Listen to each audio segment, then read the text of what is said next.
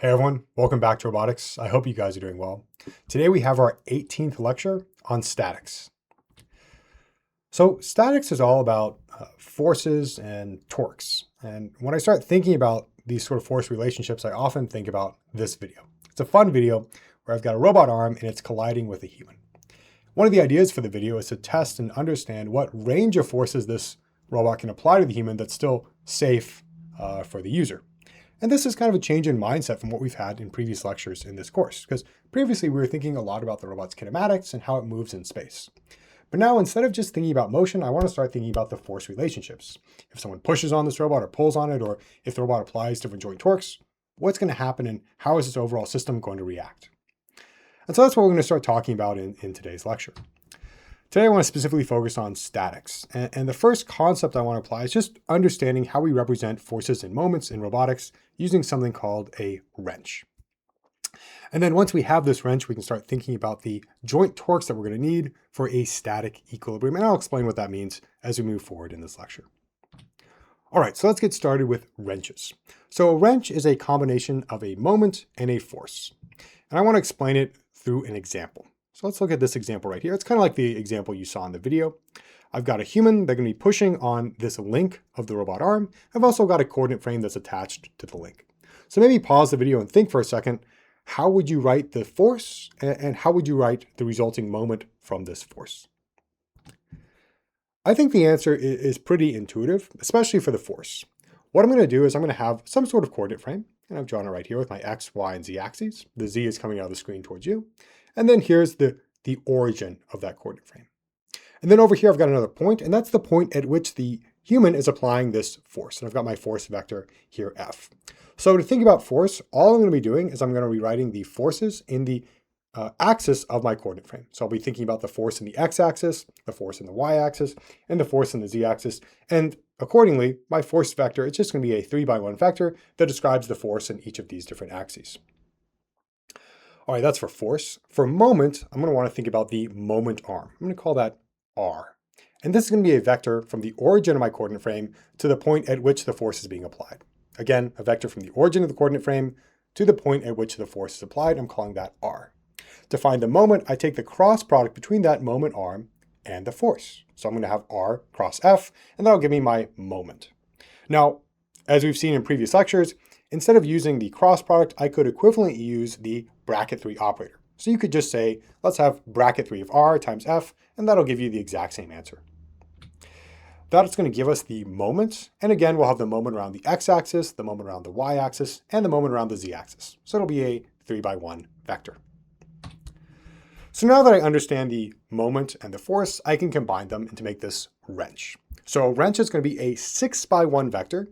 The top 3 elements are going to be the moment M, and the bottom 3 elements, that's going to be the force F. And so here you can see this wrench. So I've got M for my moment, lowercase f for my force, and we use this capital F to denote a wrench. It's a 6x1 vector. Now, when you think about wrenches, I want you to also remember what we know about twists, because wrenches and twists have a lot of analogies between them. You might remember that for a twist, it's another 6x1 vector. The top 3 elements are my angular velocity, and the bottom 3 are my linear velocity. Well, if I look at this wrench, the top 3 elements are the angular moment, and the bottom 3 elements are the linear force. Like a twist, I'm going to have mixed units here, where I might have different units for my moment and my force, and that's totally okay. Okay, and then I'll finally mention that you can use subscripts for this just to denote your frame of reference. So if you've got a wrench in the body frame, maybe you could write F subscript B to denote, all right, this wrench is in the body frame. So that's going to be wrenches, and now I want to start thinking about how we use them. So here's my robot arm. It's my Canova robot. And then here's a user, and they're applying this wrench, and I'm writing it over here, and I've got my wrench in the body frame, F of B. All right. So instead of just thinking about things like joint position and joint velocity and the links and the joints, I want to start thinking about the actuators along my robot. We haven't really talked about the actuators so far in this course. Well, let's think about them. So at each of these different joints, I'm going to have different motors, and I can use those motors to actuate the joints and move the links relative to one another. So here's an example of what maybe one of those motors looks like. And really what I'm doing is I'm applying torques at those joints. So here I've got this revolute joint, so I'm applying a torque tau 1. I've got another revolute joint right here, so I'm applying a torque tau 2. And what I can do is I can stack each of those different torques together to form this overall joint torque vector. So if my robot has n different joints, this will be an n-dimensional vector that describes the torque at each of these joints. Now, the example I'm showing you is for a robot that only has revolute joints. But the same logic applies if your robot has prismatic joints and revolute joints or only prismatic joints. It's totally fine just to call that tau. We understand that for a prismatic joint it's a force, but we'll still call this an overall a joint torque. And again, it'll be an n/1 vector. So the idea is, okay, how am I going to pick these different joint torques to make sure that things work out? Well, in this lecture, I want to focus on static equilibrium. And at static equilibrium, my robot is not moving. Maybe a user or a human is applying this wrench to the robot. And the idea is the robot's going to figure out what joint torques it needs to have an equal and opposite kind of a resistance so that the robot does not move. So we want to find what are the joint torques tau that's going to balance out this external wrench. Okay, so how do we do that? How do we find these joint torques to balance out the external wrench and maintain a static equilibrium so that my robot does not move? And this has it's a pretty interesting answer, and it goes back to some fundamental concepts that we know in engineering. And at static equilibrium, one thing that we understand is that the power in joint space is going to be equal to the power in end effector space. Maybe that's actually a bit of a stretch for me to say that we understand that. Let's talk about what that means. So you might remember that power is going to be a multiple of an effort and flow pair. So an effort could be something like force, and a flow might be something like velocity. And there are effort-flow pairs in all different aspects of mechanical engineering, whether that's for fluids or heat or electricity, or in this case, for these moving rigid bodies. And really what I'm doing is I'm trying to think about the power in joint space versus the power in end effector space. So here I've got my effort-flow pair in joint space. And the effort, that's going to be my joint torque, tau, and the flow, that's going to be my joint velocity, theta dot. And I'm going to take the dot product between these two. And so there'll be n/1 vectors, and when I multiply them together, I'll have just a scalar value, a 1/1. But again, I'm capturing my effort and flow, my torque and my joint velocity in the joint space, right? So that's going to be my power in joint space. And then on the right side of this equation, I've got this same thing, the power, but just now in end effector space.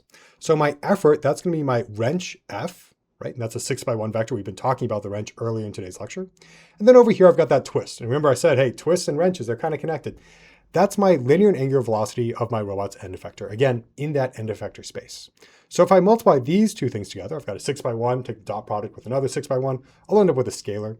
And what's cool is that this is just giving me, again, this effort flow pair, but now just in the robot's end effector space. So I've got power in these two different spaces, power in joint space and power in end effector space. And the concept is, going back to the original, the notes here, the concept is you have static equilibrium, your system is balanced out when the power in these two spaces is equivalent. So if we can find a joint torque tau that's going to cause this to be equal, then we've got static equilibrium for our robot arm. All right, so that's the goal. Now, I want to try to figure out how do I do that. And my first step is to recognize that I actually have an equation I can plug in for V. So V, this end effector twist, I can just use my Jacobian to convert that into J times theta dot, right? This is the equation that we know for my Jacobian. So now I've got J theta dot, the transpose of that entire thing. The next step is I'm going to distribute that transpose operator. So I'll have theta dot transpose times J transpose.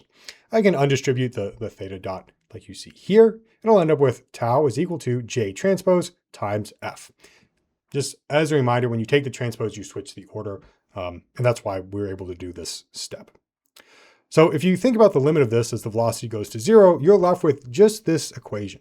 The joint torques tau are going to be equal to J transpose times F. And if you satisfy this equation, you now have joint torques that balance out this wrench F, right? So you've got the joint torques to maintain static equilibrium. Now, for our definition of Jacobian, this is the equation that we're going to want to use.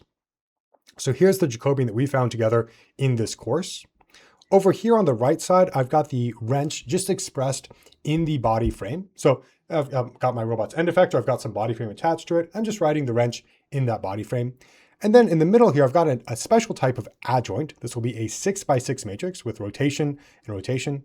And this is going to map me from this body frame wrench into a wrench that I can then use to compute my joint torques. So again, this is an adjoint. It's a 6x6 matrix where along the diagonals, I've got the rotation matrix from my spatial frame to my body frame. And this is something you'll get from your robot's forward kinematics. So as I mentioned right here, R is RSB. That's the orientation of your body frame with respect to the spatial frame at your robot's current joint position. So as the robot moves, you'll need to recompute these rotation matrices. And this is a formula that you can use to find what joint torques tau am I going to need to balance out this wrench that's applied in the body frame. All right, and so that's kind of our introduction to thinking about joint torques and the way that they can move our robot. And in today's lecture, we were thinking about the opposite. We were thinking about how do we find the joint torques to keep our robot from moving, right? How do we find this static equilibrium? We talked about the forces and moments that are applied with robot arms, and we wrote those kind of as a wrench. And then we calculated the joint torques we needed for a static equilibrium. To reinforce these concepts, I encourage you to do the practice set. You can find that either in the discussion or in the pinned comment. The first page has the questions and the following pages have their solutions. Once you've done that, we can start thinking about our next topic. So statics, again, that's not moving. What about dynamics? What happens when my robot is moving? And how do the joint torques come into play there? And so we'll start talking about that in our next lecture, and I look forward to seeing you there.